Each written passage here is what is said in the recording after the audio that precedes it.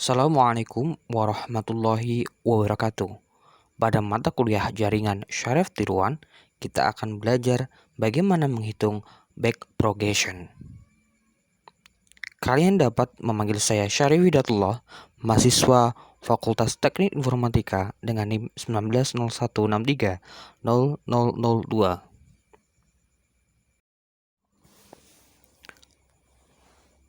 Soal: gunakan backpropagation dengan sebuah layar tersembunyi dengan 3 unit untuk mengenali fungsi logika XOR dengan 2 masukan X1 dan X2.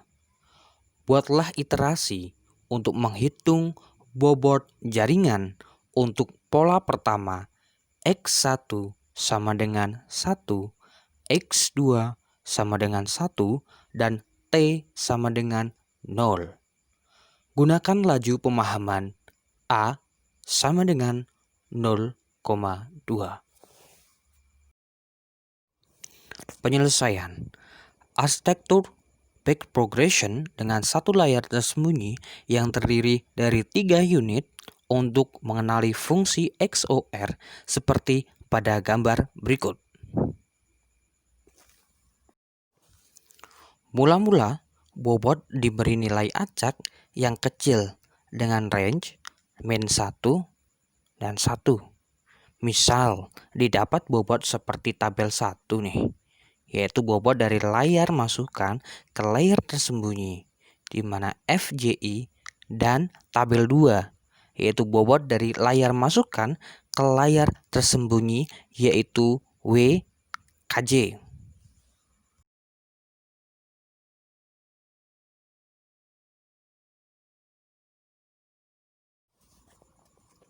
Untuk langkah keempat, yaitu menghitung keluaran unit tersembunyi dari ZJ, di mana Z net dari J sama dengan VJO plus sigma X1 VJI I dari 1 ke 2. Maka didapatkan Z net 1 yaitu 0,2, Z net 2 sama dengan 0,7, Z net 3 sama dengan 0,1. Kemudian untuk unit tersembunyi dari ZJ, yaitu F dalam kurung Z net J sama dengan 1/1 plus E pangkat min Z net J. Maka diketahui Z1 sama dengan 0,55, Z2 0,67, dan Z3 0,52.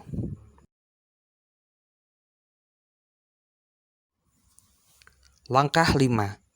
Hitung keluaran unit YK dengan rumus Y net K sama dengan WKO plus sigma ZC WKJ J dari 1 ke 3. Nah, karena jaringan hanya memiliki sebuah unit keluaran J, maka Y net K sama dengan Z net sama dengan W1O plus sigma ZCW1J J dari 1 ke 3 sama dengan negatif 0,24. Maka Y sama dengan F Z net sama dengan 1/1 plus E pangkat min J net sama dengan 0,44.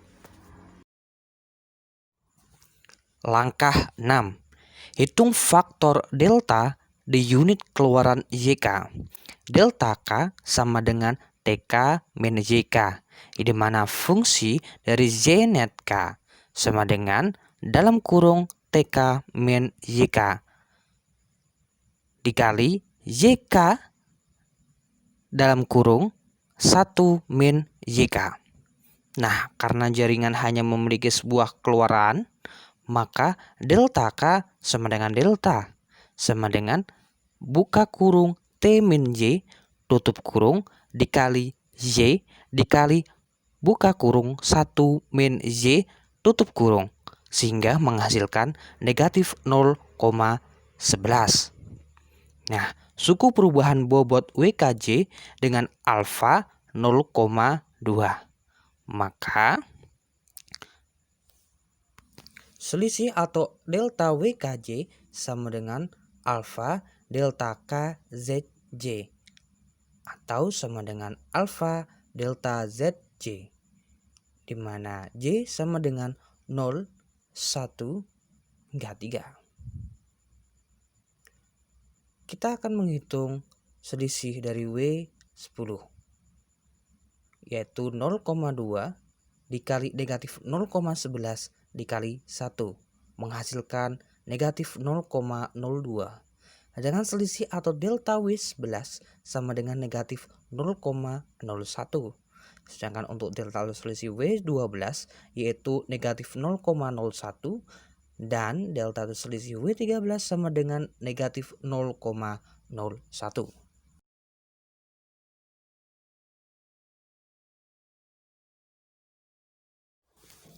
Beta sama dengan 0,7 dikali 3 pangkat setengah sama dengan 1,21. Kemudian nom dari elemen V1 sama dengan akar dari V11 kuadrat ditambah V12 kuadrat, sehingga menghasilkan 0,36. Sedangkan nom dari elemen V2 menghasilkan 0,32. Nom dari V3 menghasilkan 0,14 sesuai pada layar. Nah, tabel 3 merupakan bobot yang dipakai sebagai inisialisasi.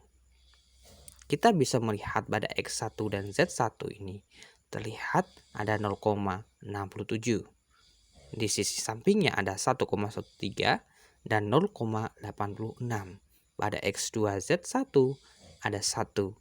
Tampil sampingnya ada 0,38 dan di sampingnya ada 0,86. Bias yang dipakai adalah bilangan acak antara negatif 1,21 hingga 1,21. Nah, tadi itu bagaimana cara menghitung back progression. Terima kasih karena sudah menonton dan jangan lupa bahagia. Oke?